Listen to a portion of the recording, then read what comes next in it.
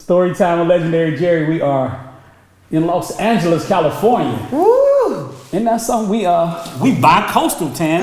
And look who we got with us. We had to come all the way to the West Coast. To Hollywood for to get another legend. to get another legend. Yes. But this is my Hollywood knowledge. This is my Hollywood, my homie, my partner. First of all, Storytime with Legendary Jerry. I am Jerry Clark. This is my wonderful co-host, Tangi Larkin. Tangi Renee, thank you. Tangi Renee, I'm sorry. Tangi Renee. And this is the incomparable music executive, music mogul, I should say, Tangi. Seriously though, this is my brother, my friend, and I say that for a lot of people that have been on the show, and I'm excited about this show, like seriously. Me too. Got my brother Lenny S. I am. Lenny S, Lenny Santiago. Woo! Ladies and gentlemen, big round of applause, please. Hey, Lenny. Lenny's my manager for today, so Jerry, be easy. I'm just saying, we may charge you 10% of anything you try to do today, because he's my manager for today while he's here. If Lenny is your manager and he only charging 10%, he charging 9% too much. Well, he likes it. What's going on, brother? How you feeling, man? What's up, man? I'm good, man. I can't complain. Hey, man. Glad I finally got to make the show. Man. Y'all ain't making it easy out here. It's been a minute since we've been working on it, because you were one of the first people I told the idea to doing a podcast. Oh, wow. And you gave the stamp of approval, which means a lot. You said, yo, I think that'd be real dope, Jim. So, you know. Yeah, with all the knowledge you have and the history you have, relationships you have, and just your journey through this. Yeah. Speaking of relationships and journey and all that, what you just said, it's just interesting because me and Tangi, we have had sidebars just talking about, you know, guests that have been on the show and our history and different things like that. Like with me and you, we go back to the street team days. That's exactly what I was about to ask. So I was about to say, like, okay, because I hear him talking history and stuff. So like, it sounds like he knew you a whole lot longer than I have. How did you guys meet?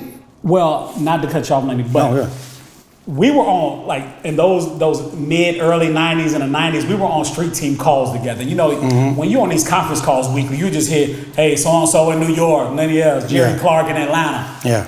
So you talking about label calls? Or our label street team. Yeah, but we were calls. Street team representatives. I was a representative in New York. He was a representative in Atlanta. Okay. For a lot of different labels or how many accounts. But the thing is, when we first officially did business, I believe, you correct me if I'm wrong, Lenny, I believe was when you were at A&R at Virgin Records. Correct. Oh, wow. I got laugh. How long we laugh because like, he knows like 50 years ago. No, he know why I'm laughing because it's. Y'all got to tell me No, it's not nothing. I mean, it's not like that. I've worked for the same man damn near my whole life, but there was a time where Which is who? Oh, Jay. Sorry. Okay, Jay-Z. Okay. There was a time where Jay retired after the Black Album. Yeah, we remember. No, he really retired. Right. And like he really was chilling. He wasn't really. So I remember like he still had me on payroll, and I actually felt bad. You know what I mean? That like, because like I was just gonna go to another label and just grab a job elsewhere. I had relationships, I had offers, and he was like, nah, just let's keep it home team, let's keep it family. And Jay was like paying me out of pocket. Like there was no more Rockefeller Records at the time. When the split and all that happened. Yeah, like everything, that had kind of dispersed, and there was no staff. Rather, I should say no Rockefeller, no staff. And I was like, yo, man, let me get a job somewhere so that I don't want you to be paying me for like, sometimes we wasn't even doing nothing, like, So then my great friend and mentor of mine, I'm sure you know, is Big John Platt. He's one of the best guys in the music business. Shout out, what's up, John Platt? Yeah, he took over urban music at Virgin Records. Okay. So John and Jay being really, really, really good friends, I think that was the only reason pretty much Jay was like, cool, because pretty much anywhere else, like, Jay wasn't really with it. So, nah, you don't gotta go working for these labels. But John was as our brother, So when John actually went and just like spoke to Jay himself, I was like, yo, man, want to use Lenny for a while I'm doing this little Virgin stint. Now, for people that don't know, they see you on Instagram as Kodak Lens, and a lot of people, we was just joking about this off camera, they think you're a photographer or whatever. Okay, can I be 1,000? Can I be 1,000? It's okay. Please don't say you. No, listen, I've been following you forever. To my house, okay? See how rumors get started? Wait, what? No, look, I've been following you, and I know you like a light skin, so stop. So look, shit. Okay, so look, if I've been following you forever, No, I've been following him forever, and I'm gonna be honest with you, right?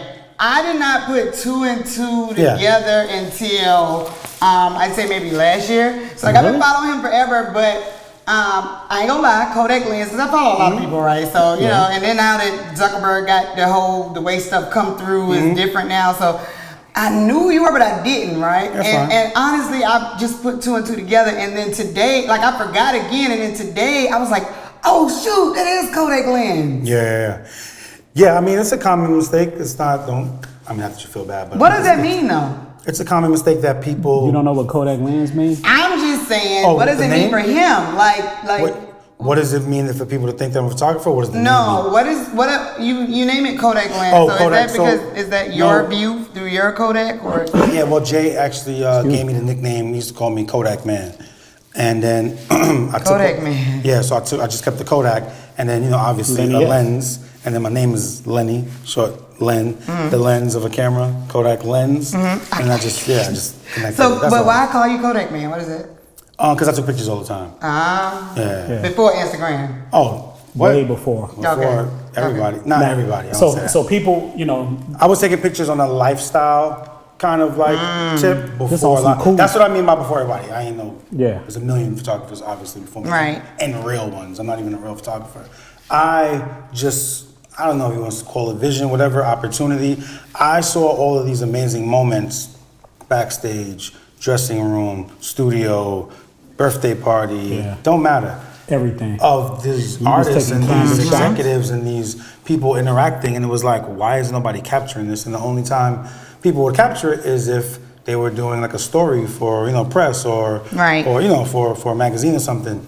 And most of the time, that's a hired photographer. They're only going to get but so much stuff. They're only going to get a certain amount of time. And it won't be real.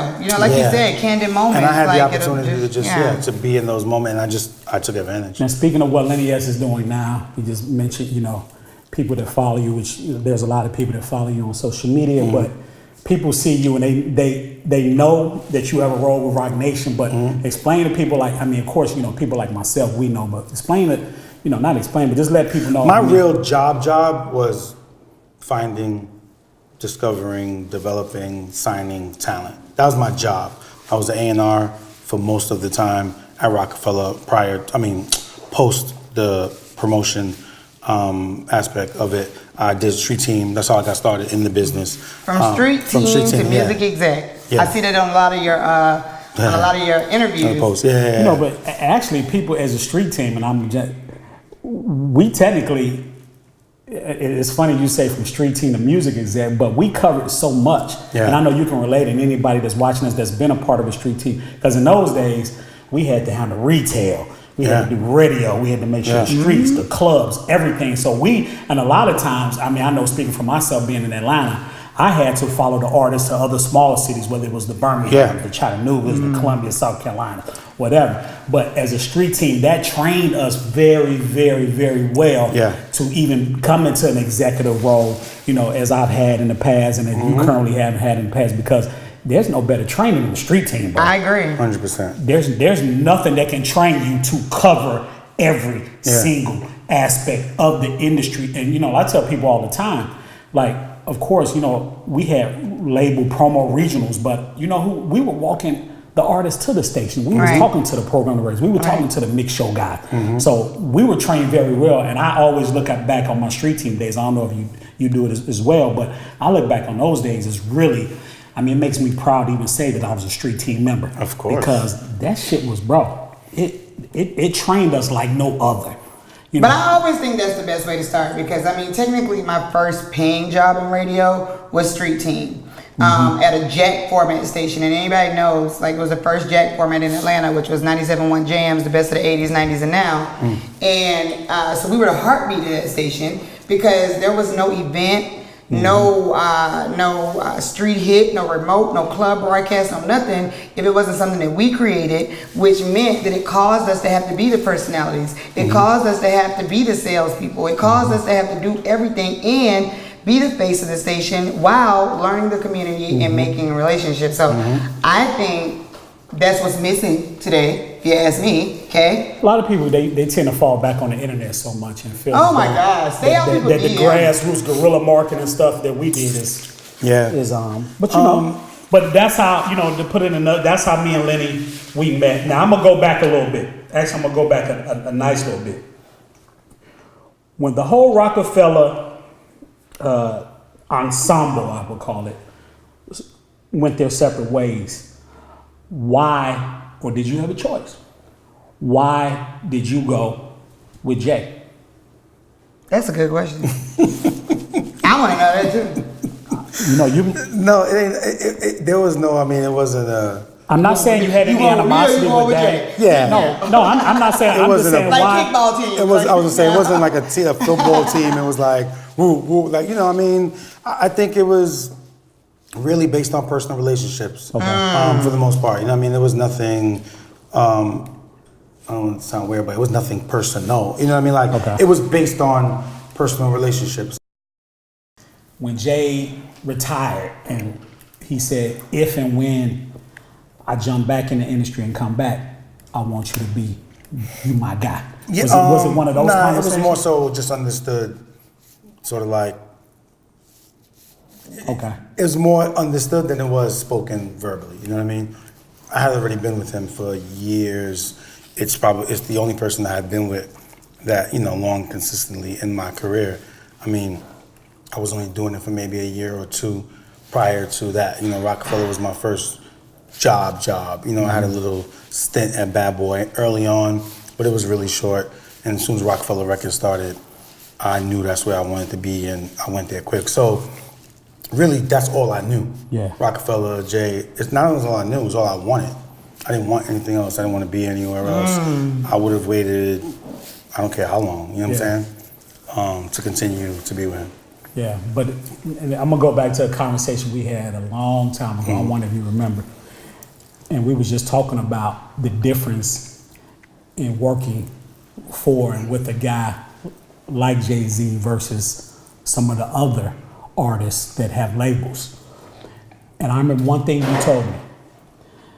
You said, this guy is one of the most loyal guys I've ever been around. And he takes care of his people, man. That shit stuck with me, Lenny. And I won't put the example that you gave me, but you gave me like a situation where it was like, yo, he'll call and be like, yo, blah, blah, blah. Yeah, like, 100%. It's all about taking care of his people. And that's one thing that always stuck in my mind, Lenny. Whenever people bring up, you know, doing business with different, you know, no knock against anybody else that, you know, has got labels, but one thing that always stuck in my mind as far as your relationship and working with Rockefeller was just how loyal and how much Jay takes care of his people, dog. Yeah, and all of us in general, not only, let's per se, just Jay, but like, you know, how It's really a lot familiar. Emery and Tata and just, you know, Shaka and just everybody that's been there with us, you know what I'm saying? It's really a family like bond, you know what I'm saying? Like there's no way around it. It's not, I'm there because I want to be. I'm not obviously there. Like, there's no other place I would rather be. There's no other company. I never understood how, like, I mean, I get it. I'm not going to say I understand. I could never do it. I never understood how, like, a lot of executives or people would just jump around, label to label. Bounce around. And wherever they went, that's what was hot. And wherever they went, that artist was the best now. And it's just like, I get it. You're getting checked, you're getting money. I'm not knocking nobody for that. I'm saying I'm not, when I wear something, and when I mean when I wear it, a logo, a brand, loyalty to my family, like that's real to me, you know what I'm saying? Like, I've been there 21 years. I wear this hat every day. Wow. Not some days. Every fucking day. I mean, it's different hats, don't get me wrong. It's not the same. You just want to make that clear. I would hope so. Emery gives me new ones. Dirty head bastard. But I mean, it's because it's the logo. You know what I mean? This is what I stand for. And even the pins, like you have an old Rockefeller Records pin flair, of course. on one side. I was gonna go buy it. Go online. I asked my homie. I'll send you an order. Yeah. And the Ace of Spades up there, is that what it is? All day. Wow. But like jokes aside, if you look at like he said, like the way he represents, I mean, that goes into your loyalty. I did a good friend of mine, Kristen, works for Beats by Dre. She does marketing. Amazing woman. She we worked together at Def Jam prior to her being at Beats, and she did the company, you know, Beats did a campaign for NWA's movie when it came out, right? For Straight Outta Compton. And the campaign was like, you know, they photographed artists, photographers, directors, influencers to be a representation and to put like straight from and then where you're from and like your story. I remember that. Yeah, and they ran that like obviously throughout the country. I remember. But on the big digital screen in Times Square, right? Yep, in Times Square. So I was on there and at the photo shoot, I wore a Rockefeller hat and like a Rock Nation like jacket. So anyway, when I posted it, and obviously, like I said, it was in Times Square, it was everywhere. I remember one or two people, one of them was my friend Dana from Def Jam. She was like, I never seen somebody rep a logo so hard. Wow, that's hard to find these days, too. She was being sincere about it, but also funny. It was a little bit of both. But I mean, it was some realness. It was real, like, and real. I mean, I obviously do it without blinking. This is rock. Like when I'm speaking about rock, like I'm not just speaking about the place I'm at for the moment. The place I'm, you know, the people I'm down with that month or that year. So let me ask you, that, over the years, and I know Tangi got a question. I just cut her off. It's over okay. The years, go ahead. I'm holding it. And this is not, that's all. I forgot that's your client. Exactly. Listen, Lenny is my manager for the day, and I'm so excited. Over the years, out of all the artists on the rock, which one? Don't ask me nothing crazy like that. Which artist? I'm not going to use the word underachieve because that's going to insinuate some negativity. No. You're throwing me off now. Which artist was the label very, very excited about, but just didn't. Emil. Oops. I was. You know what's so crazy, Tangi? Hey, girl. I was thinking that. I'm just saying. Was there one artist over the years that you was like, man, I really thought they was. How we gonna get her around on your bus? I thought they was gonna just fucking blow out. Y'all crazy. No, there is. And I've said it, I don't say it a lot, but we've mentioned it before. We did a live podcast recently with It's The Real in New York, and we had mentioned it then. I mentioned it. We had a group on Rockefeller Records that to me was incredible, amazing, and ahead of their time, and it was Chris John. Yeah. I almost forgot about them. Wait, what was their song? R&B. I remember they were R&B, but they were the not say real, but they were neo soul before like neo soul. They were ahead of their time. That generation came like around when like you know Music Soul Child and Jill Scott, everybody like that was I can't remember. That was years before that, and I just think it was I think it was just ahead of its time, and people maybe weren't ready for it at the time, but like everybody liked it, or everybody that it came across liked it or loved it. I remember that one single, it was dope. That's what I'm trying to remember now. I can't remember the name of it. So you feel and neither one of y'all gonna help me out. You had to pick one artist. Oh, you want me to look it up? That's the one I know. I mean that I could off the top of my head that I think, man, it could have been like, or should have been way bigger. How talented they were. Chris John. And they were. What about one artist that like surprised you? Like you was like, yo, Jay, I'm telling you, they might be alright, but I don't think they gonna do nothing. And then all of a sudden you're like, well, damn, they just blew just like that. Emil, I'm just playing. No, Emil's great, by the way. She was dope, by the way. Yeah, that one verse was super dope. I don't really like. Box Brown. What's your relationship like with? You see, he skated around that whole. So we gonna leave it at that. We gonna leave it like that. I ain't trying to pull no tea. I'm just saying. What's your relationship like with the artists, the former artists over the years? You know, from. I'm good, man. Okay. I mean, like I'm good with everybody.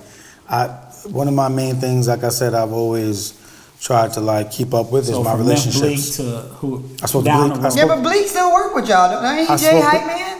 Damn. Wait, listen. Okay, let's be clear. Okay, hold on. Let me be clear. I get it. If Beyonce hired me to be her hype girl, you think I'm about to get the big head and be like, I get it, but I'm not about to be in Beyonce's shadow. I will be her hype girl all day. Yes, years ago, he worked with Jay. Okay, excuse me. He did records. Jay's assistant, Jay's Bleak is a manager. Bleak is a businessman. Bleak has his own label. Yeah, all that. Records. You guys know the artist. He gets on the mic sometime when Jay's performing to fill in the parts when Jay takes breaths. You know the artist Casanova? Yes. He just came off tour with Chris Brown. I don't. Great guy, good artist from Brooklyn. What's wrong with the hype man? Anyway, No, it's like you're relegating him to it. Bleak has a label Yeah. on. But it's Jay-Z. Bleak has a label on Rock Nation. Okay. And Casanova is one of the artists on there. So Bleak is on his thing, man. He's signing artists. Good. And Good. we spoke twice today because Fab is on the record. I think so like I he met called me on some Bleak business, through man. you, and he was a solid dude back then. So Yeah, I'm sure good in guy. the business we're okay. Great guy. I'm good, man. I kept my relationships up with everyone. Okay, that speaking I of could. relationships, Good. I got a couple questions. So, a couple things. I see how important relationships Here we- tend to be to you. They are the most important thing. So, when something like the Jim Jones Jay-Z beef came to an end, and then like when I saw the picture Jim Jones posted, it was like him on your couch in your office. We're gonna come back to why your famous gold couch, but we'll come back to that. I mean, were you a part of orchestrating that, or like? Nah. Okay. I mean, Jim is my man. That was actually OG Juan, which is like one of Jay's partners. And, Juan is from Harlem. And, he's always had a relationship with those guys as well. And I would say he's pretty much responsible. He brought Jim in and, and we're all good, man. We've never really been in a place of like negativity and just rich like, people problems. That's what I call it.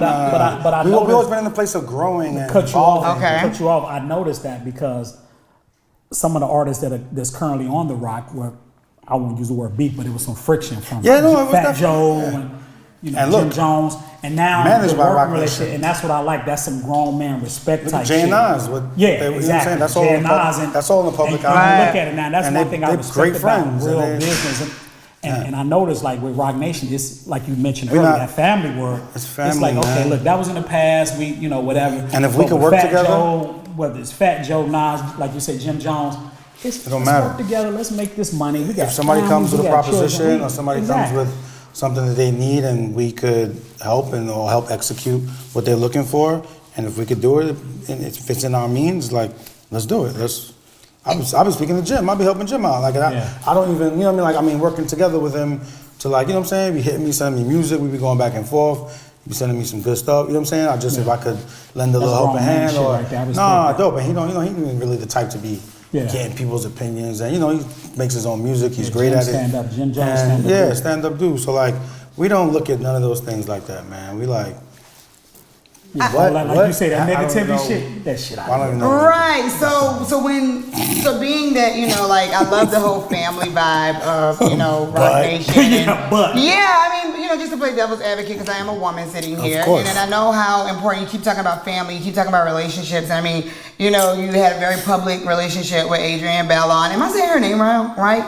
Bellon? Yes. Okay, so, and then, so being that you're somebody who takes loyalty and family and all of that so important, like, I don't think I ever really heard you speak on it. Like, I never what was did it? in my life. Okay. It's just, that's not. Is this an exclusive? What? No, it's not me. I don't never. There's no reason for me to. It was great. But you're so loyal and so into family. Like, how did that affect you as personal and professional? Because this business can be taxing on your personal life. Very taxing. It can, but if you realize, for the most part of it, most of the relationship was private. Right. It really didn't become public or like public knowledge till like a few years in. By then, the bond was built. You know what I'm saying? It was stable. It was good, and And then I will say, and you've been over to my house. We done watched the Super Bowl at the house. But it's one thing that even as much, when we get a chance to see each other when he's in Atlanta or if I'm in New York or whatever, as friends and family, we don't even like. I'll let him know what's going on. Of course, we talk about our kids, but as far as like stuff like that with the young lady you just mentioned, like he always been private and I've been private, and we, but I'm a woman, so I want to know all that. You know what I'm saying? In a nice way, like not in a, just in a, because I always think that a lot of times, and I will say, I won't even say a lot of times, but this industry, period, from records to acting to radio to television, it is very hard to separate your personal life from your private life, especially if you are one of the people in a relationship is some sort of personality for a living. Like there is no, I deal with that every day. For me, it was nothing. It was meaning I have no ego, one. I work with artists every day. I work with the biggest artists in the world. I was gonna say, So don't get no that, bigger than. I mean, you know what I'm saying? It's Like, huge. that was the easy part. That was nothing. It's different from maybe some guy or girl who is dealing with somebody who is a public figure or who Right. is a celebrity That have never been and have exposed never to been what exposed we've to been that and around, don't know yeah. how to go navigate through that. And Right. that was the easiest part. What's the gold couch about? Is that your signature office? The Gold Couch is just something I created because honestly, okay, so you can't see right. Everybody sit on the couch. Behind this- They project go gold. Behind this, there are Besides the dog. glass. What do you call it? Glass. I mean, Yeah. wall to floor to ceiling glass, right? Yeah. Okay. So in a lot of the offices now, that's how they're making their offices. Okay. More of an open space, open community. Like Google. Like Google and Apple Facebook. and Facebook. Yep. Good point. Exactly. So we have that in Rock Nation. So that was like my fear. I was like, oh shit, people are gonna walk by and like see my office. Like, Yeah. whether it's a good day or a bad day, or if it's like super semi-cool or really cool. So I was like, I need something that when people walk by, they're not, because whatever, what they gave us, what came with the office was like basic. I don't Regular like, office. I don't like basic, you know what I'm saying? I need to have on, And everybody done been on the gold couch. I don't like basic. So Tangy, basically, when I sat down on that motherfucker, I felt like I was just Yeah. fucking floating. I was like, yo. Oh my God. so I got it just to add flair to the What thing. if- That's to answer your question. It was to add flair so that when people walk by, it was pretty much a moment. But it became. It on its own, it's garnered its own respect, Personality. its So own if- personality. So if you make it to the gold couch, is it highly likely that you're either already successful, Here's the potentially thing. about to be signed to Rock Nation, or you're actually interested in their project or them enough that they may be there if they're on the gold couch? There's you know what? I've never given out what the objective is for it, so people make their own assumptions, right? Because a lot of times too, I'll post people and people will be like, "Oh shit, they signed into the Rock," and it's like, no, Nah. Exactly, because I was just going to say Jim Jones First of all, signed. we're Jim not Jones signing- signed to Rock we're not- Nation? Well, he managed by Rock Nation. Yeah, man. Okay. Yeah. But no, it's a good point. And Okay. it's a great assumption that people are left with no choice to assume. The point of the Gold Couch is when I did it and people started liking it, I was like, wait a minute, I'm not gonna post this couch on my page every day or every other day. Like, this is too much. I don't even like that much consistency. Yeah. So that's why I did its own page. Okay. Its own page went and Oh, started. really? Yeah, it's on page. Oh my God, I verified. gotta see. I feel like I'm behind. I'm she gonna find should it. be. Yeah, the page is I'm verified. sorry. by the- I'm sorry. He just Oh, had, it's very. and you ain't see the picture of the naked bride he had on there. He had a couple naked. Oh, chicks. really? We'll talk about that off So camera. anyway. Okay, go Oh shit, we ahead. talk about that on camera. No, I ain't we're gonna not put gonna them talk out. about that. No, I did that. I got it its own page because I wasn't about to post it on my page every day. That's smart. It grew. It became verified. Great. So the point of the Gold Couch is I want to showcase people who are doing their thing, basically. I want to showcase people who have gone from nothing to something. I want to showcase people who like are that entrepreneurs, concept. who are businessmen, businesswomen, who are photographers, directors, owners. I don't care what you do. As long as you are making something of yourself and that you are, let's just say, proving to be a figure that people would look up to or use as inspiration. So I don't care if you're a dope ass hairstylist, clothing stylist, artist or whatever. It's for people on the come up and people who have accomplished something. So I have a book coming. It's called The Gold Standard. And in the Gold Standard, it's a Polaroid book. So I shoot a Polaroid. When you come, I shoot your Polaroid. You sign the bottom of the Polaroid, and then you give me a quote on what you feel the gold standard is. So he could come and be like, the gold standard is when I bought my family our first home. You know what I'm saying? It could be anything. Or when I was able to move my mom's out the hood. I don't care what it is. Right. It's the What's gold the gold standard. So it's a place to really just feature people who are doing their thing. And is that why you did the TV show? What's the TV show, Jerry? Signed, right? Well, Yeah, no, yeah. I didn't do a No. TV show because of a gold couch. No, not the gold couch. Come on, manager for the day. I was sorry. saying. But that's what like, it sounded like. Well, no, okay, That's I'm what it sorry. Let sounded- me be So clear. is that when you because- did the TV show? Well, no, No, because you're I talking was- about how it's almost like you're giving Yes. people Well, hope. well, Like, let's talk about like the I don't care if TV you're a show. dope The TV show- hairstylist or The TV show that Tangi is talking about, of course, is signed. Yeah. You, Rick Ross, the Dream. Rose. Rose and the Terry Dream. is- Real Terry is the real dream. ATL heavy right there. And Yeah. you like I mean, I'm not gonna say the star of the show, but you know, I'm see not. you got like a real. I'm the executive of the show. Which they're all, I understand. You have a real prominent role. They're executives and they're artists. That's what's dope about them. But I'm just an executive, so I'm coming from that standpoint. Is where, like when Ross and Dream always say, like, you know, we're leaning on him towards the managerial stuff and the business side of things, and you know what I'm saying. So I think we make a great team. Yeah. I wouldn't have done it without them. And you are right to answer your question. I did do it because of the opportunity and platform it's giving hip hop and R&B kids. Like I feel like there's nothing on television except for Jermaine Dupri's show, and I always thought that was, if I'm not mistaken, it's more for kids. Yeah. It is. It's more for kids. So the show is great, by the way, and that's the only show that features or shows hip hop and R&B artists. So it's like, yeah, we have The Voice. The Voice is amazing, and American Idol, and America's Got Talent. All those things are amazing, but nothing where you can find your next Rick Ross or your next Chance urban, or your I was next. waiting. I was wondering when. So that's why I did it. They agreed. You know, it was a Viacom, MTV, VH1, MGM production. They agreed to let us do our thing. And when I say that, I mean like no scripted scenes, no, you know, forced like corny shit that we wouldn't normally do. I heard Ross get massages on set. Ross has got to be one of the funniest guys. I love the show. Yeah, he is hilarious. In America. And it's dope because he gets to showcase, with a lot of artists, man, especially hip hop artists in general, entertainers, you don't really get to see how clever they are, how funny they are, because they only want to give you but so much. You either hear them on record or you see them in their, you know, films or features or whatever the case may be. You don't really get to see their real personality. And, you know, guys like Fabulous and guys like Rick Ross, and these guys are like, they're like really funny. Like funny. And, you know, obviously taping him for 5-6 weeks, you get to really see like that really funny side of him. Speaking of really funny, Jerry is really funny to me. And I've been knowing Jerry for a long time, you know, since I was 25 the first time. So 2-3 years? You know him 2 or 3 years? Get the fuck out of here. No, bro. Oh, hey. Stop, bro. No, I know. Hate is not a good color on you. Anyway, I was about to say something crazy about Anyway, manager for this. So check it out. So what is your, like, do you have a specific memory of Jerry? Like, that's just like, whether it's funny, whether it's like, you almost like, was like, yo, I'm about to cut him off, or like, you know, like, anything, like, whether, I'm just saying, like, keeping it, look, keep it real. Like, did he ever, like, piss you off? Like, is there just something that just sticks out in your mind? Like, is something you remember about Legendary Jerry, and you're like, okay, I remember that time when? Honestly, it's not really a specific thing. So with me, right, my relationships are based on how I see people, how I respect them, and how I admire them, like real shit, and how we click.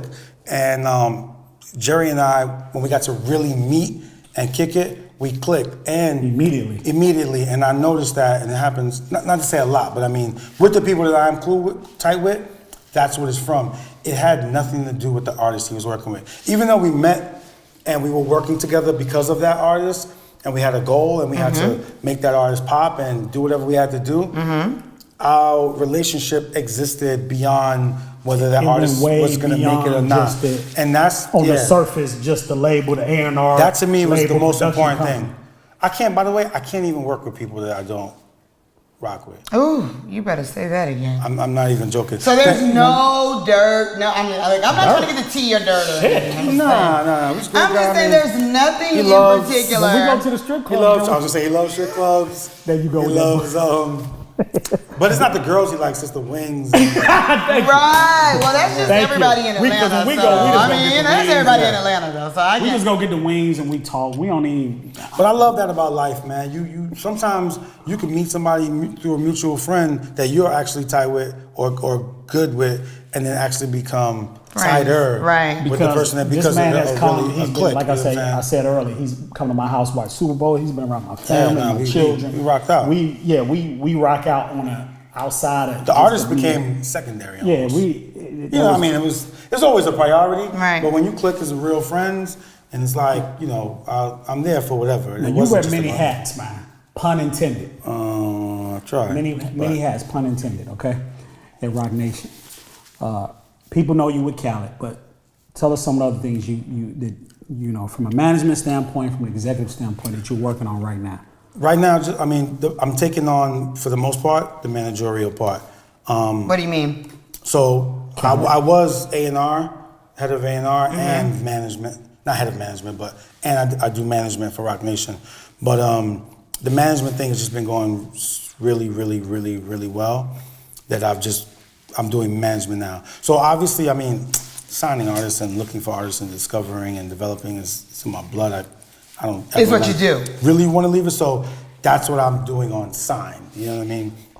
So that's how you get that gratification for still being able to do that, but then being able to focus solely on. It's really it's overwhelming. So like I said, in a good way. So I got people know you about Khaled, Fabulous, Mac Wild. Yeah, I'm just in here looking at this roster, and I'm like, and not to cut you off, I'm so sorry, but when you say management, like at this point, as I scroll through this roster, two things, like Rock Nation is not just music anymore. No, Rock it's Nation artists, it's sports, boxing, entertainment. Yes. So it could be anything. Like this is just the beginning, basically, is what you're saying. So there could be a TV entities. there could be a TV, there could be a movie, like all of that is coming. Yeah, there's 5 entities. Okay. The label, management, publishing, streaming service, title, sports agency. Okay. That's the 5 entities now that are under Rock Nation Entertainment. So when you say management with this slew of rosters that I'm still scrolling through, do you mean you have a group of people up under you that you're training to be little yous so that you don't have to? No.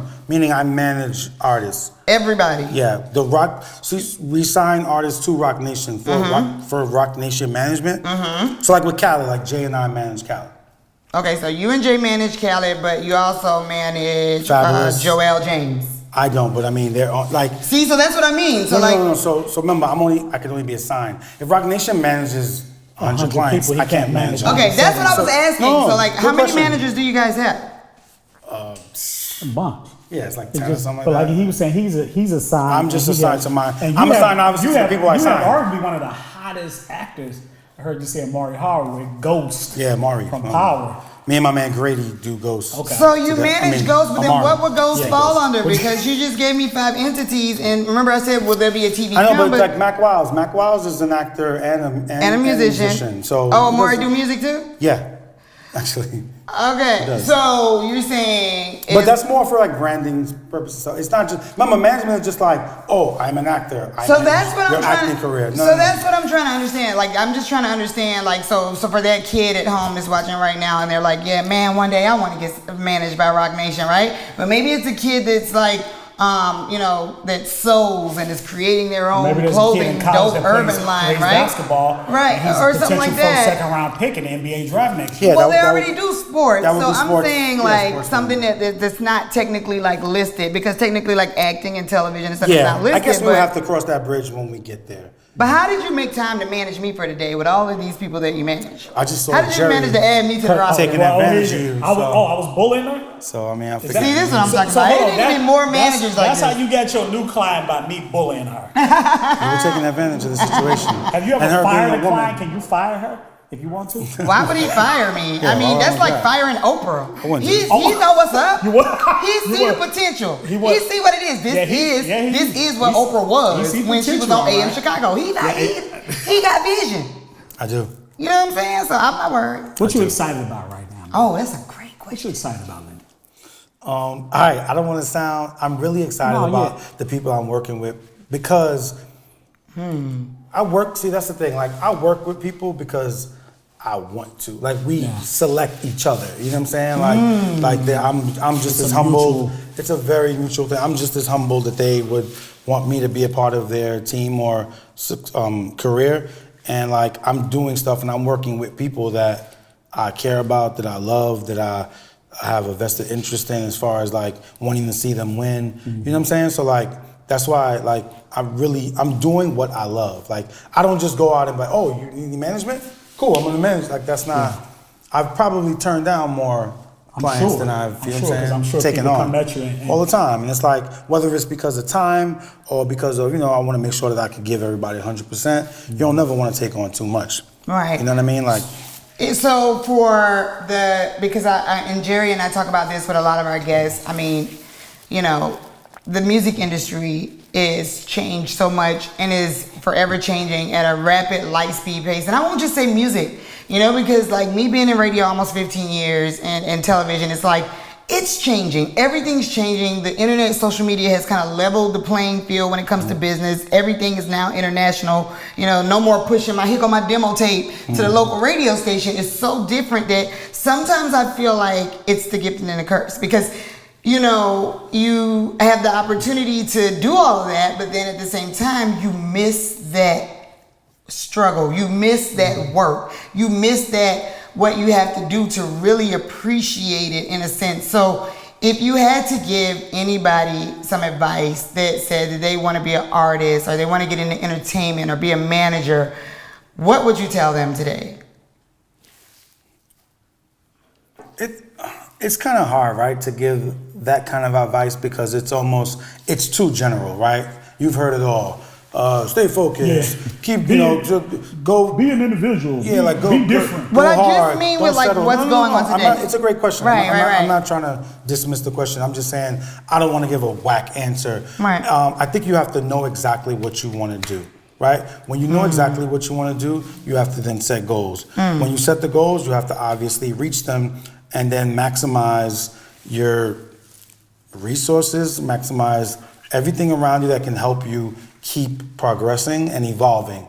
And that's what I did. When I was young, I told people this all the time, I heard Run DMC on the radio. I knew from that moment, oh shit, what is that? Whatever that is, I want to do it. I saw the video. I saw videos of like these guys looking cool as fuck. Dressing cool, with looking the dope cool, chains. talking about things that I could relate to, talking about things that, was happening in my neighborhood, and I wanted to be a part of that. I didn't know to what degree. I was young. I was 11 or 12. I didn't know to what degree, but I just know that's what I'm doing. Right. When I run into people from high school, I had a camera since I was in grammar school. So people from high school be like, yo, that bro. That really sounds like a passion of yours. You did what you wanted to do, dog. Like in high school, I talked about music every day, and I left school. Like after school. I wasn't in like the activities. I didn't play chess. Right. I didn't play basketball. You went home with the bell rung. I went to studios.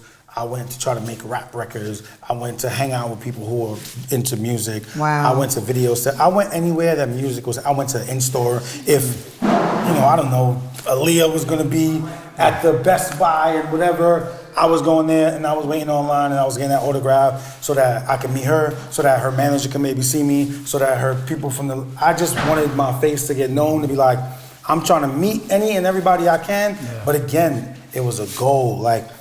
And it wasn't no internet to make it easy for you, so you understood the footwork. I think that's what's missing now. But if you retired today, tomorrow. Mm. What you was about to say? If you retired tomorrow from the music industry, from the entertainment industry, I should say, what would you want your imprint on the culture to be? Because Lenny, me and you, whatever you want to call us, OGs in the game. We've been in this game over 20 plus years. From like we just said, from street team to executive to the man. That culture word a lot of times I hear it so much. I laugh because it gets misused. Right. Sometimes I get tired of motherfuckers saying this shit. But your impact has been vast, but No, thank you, man. So, I want to be remembered, and I want to be known for somebody who helped shift the culture. And when I say that, whether it was because of an artist that I worked with or alongside, that I was maybe a small helping hand in helping them. And that's what I look at rock as. You know what I'm saying? Like, this is over 20 years in the business, and still here, still probably one of the most relevant, and successful labels, entertainment companies, I should say. Forget label. This is a powerhouse. This is not a label, right? Like Jay just dropped a monster. He just dropped this. Look, he dropped a monster. Right. Like from where he's at, like there are other artists in his age group, I guess. Let's just say in the time that he came out, that people look at it, consider old school or finished or done, and it's like this man just dropped the album at the top. When you talked to him after he dropped 444, what was that conversation like? Man, sometimes were you when he was rap, like, do y'all have powwow sets where everybody in there? Of course, everybody does. You know what I mean? But just from whom he is. Were you like? And I'm one of his biggest fans. You know what I'm saying? So like, it's like you being happy for me for being on Sign. You know what I mean? Like, I know that you're genuinely happy, and you watch it, and we talk about stuff that it's the same thing. It's like, you know what I'm saying? I'm watching that, or I'm listening to it, and I'm like, whether I helped work on it or didn't, whether it's from a distance or right there, it don't matter. Whether I'm in the studio for every single song or not at all, I'm here listening to that like, this is my favorite rapper in the world. Wow. And he is still the best in the world. Wow. And that's it. Like, it's just like, this is crazy. Okay, so This is crazy. The right. album is incredible. Everything, the marketing, the rollout, like, Everything. shitting on everybody, every young. Without whoever even thinks trying that to. they Coming from having that. dope rollout, shitted on. Will you ever hit him and be like, yo, Jay, we need to do this, or you thought about doing it? You ever just hit him out? Nah, I mean, we real friends, so we talk I mean, about I real know, things. man. But I mean, Just like I would hit you 'cause we- yeah, but I mean, like hell yeah, like some just ideas or like, not I'm saying like giving them ideas, I'm saying like listening to certain stuff and be like, yo, you said what? Like, you know what I mean? Like, So I know that like you're really, really, really close friends with him, so it's probably a little bit different. But I'm just gonna say this, right? So, and it's just not just me, like a couple of my friends, people that I work with, peers in radio. When I first heard 444, and I'm gonna just be real, like, you know, there's something that I have been on the fence about, you know, taking the next step. Like, I think I have been kind of putting an obstacle in my own way about starting, you know, this business and going full steam ahead with the business side of something that I do anyway, and really taking ownership of that instead of giving my ideas away and being paid what people think I'm worth. And I'm gonna tell you the truth. Okay, I was bullshitting. I'm just gonna be honest. Like, you know, I'm like, okay, it's coming one day. I heard 444. I'm not gonna lie. And I heard 444 that same night. Swear to God, I went to the Secretary of State, Georgia Secretary of State website. I reserved the business name, searched it, checked it real quick, right? I got my business license for that, and then I got my business license for my TV show. I did everything that I swear to God, it compelled me. Swear to God, from 444. I'm not the only person that did that. I have friends that tell me, yo, swear to God, I got my website done. Yo, I paid my web dude. Like, yo, for real, I gotta be an owner, so imagine, like, for real. Imagine listening to that and being able to be a part of or work with for 20 years. Did it compel when you heard 444 though? At the space that you are, I can't imagine. Is she listening to me? I'm not, because I can't imagine. You know why? No, but I can't imagine. I cannot imagine. That's how I feel every day of my life. Wow. Working with that company is how I feel. That's how I felt that from day one. That's gotta be the most I mean, listen, nobody can ever predict this much, right? And how far and who he's become. Right. You know it's gonna be big, you know it's gonna be good, but nobody can predict like the magnitude. But I promise you, I'm telling you, that when I listened to Jay, I wanted to be or work for Rockefeller. Wow. Because I thought he was probably gonna be the best ever. Wow. Ever. And to watch that come to fruition has got to be fucking incredible. And to stay humble with it. Like, a lot of times I think in this day and age, especially when everybody's trying to be the man, they're so, you know, I think we were talking about it when I was just saying the hype man. The first thing y'all said was, hold on, y'all can't call me, you know, I'm about to say Meek Mill, oops. I'm going to say, my bad. I said, oops, listen. Listen to hip hop. Listen to it. Listen. She don't sound like I think that, you know, when you said about Memphis Bleak, you know what I meant. When I said that, but it's like a lot of times, I mean, even with my interns, like I had to sit them down the other day and tell them, like, look, baby, I love what you're doing, and I'm gonna make you to be me, but you ain't me yet. Like, you know, be easy, because sometimes I think they kind of got impatient, kind of wanted to, you know, I got my own brand, and I want to make sure I'm doing this, and like knowing your role and knowing when it's time, and like for somebody like you, like you're rare because, and especially being a man, because, you know, men have egos. So, especially being a man, I mean, you know, you do, in a nice way. But like you being a man, and it's like you're like, I'm a fan. Like, I was a fan, and I knew I wanted to work with this man, and I believe forever. Like, that's says a lot about your character as a man. Thank you. I'm really, I'm happy to be here. I'm not gonna lie to you. Like, I want Gratitude. I love music, and music took me around the world. It, paid for my kids' education. It helped me eat. How many kids you got? 3. I'm sorry, I was asking for a friend. But you his client though. So but it's my duty. But I'm his client for the day. So think of it. I get to listen to music, all travel day. the world, help or try to help shift the culture, and You get are. paid for it. For a living? Right. For a living? I go Right. to parties, I go to events, not to say like, oh, I go to a party, but I'm saying like, sometimes I find myself at events or at a concert And pinching on yourself. a tour, and I'm like, I'm doing this is work. Wow. We was with Khaled on the Beyonce tour, like, that was our job. Like, And that's what? some shit. What? Wow. I got to stand, next to all the artists that I work with at Rock and at Def Jam and watch them create and help, and sometimes even help them create some of the dopest music. Like, that was my job. And you know what? I Before got to we travel get out across of the here, Tangent, I'm world. gonna say, from with him saying all that, what's so crazy is he been the same. And you've heard me say this on past shows with some of the people, and that's what I'm proud to say, that I have surrounded myself with individuals like Lenny and that have been on the past shows, is that he the same dude. And is that the secret to keeping your relationship over all these years? Yeah, because we both, as they say, water sees its own level. We not on none of that Hollywood shit. We family first. We gonna make our coins. Wow.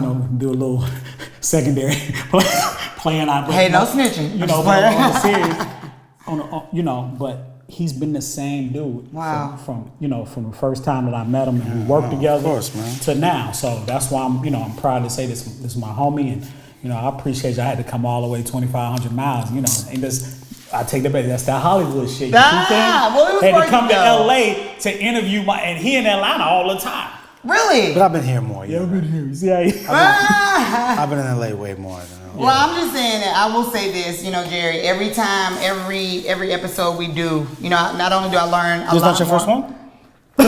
Listen, manager for the day, okay? You gotta know where your money coming from, okay? So you gotta know this ain't my first one, okay? Boy. So look, every episode that we do, seriously, like, not only do I learn more about Jerry, you as a man and a friend, but I also learn more about just the dynamics of the people I thought I knew.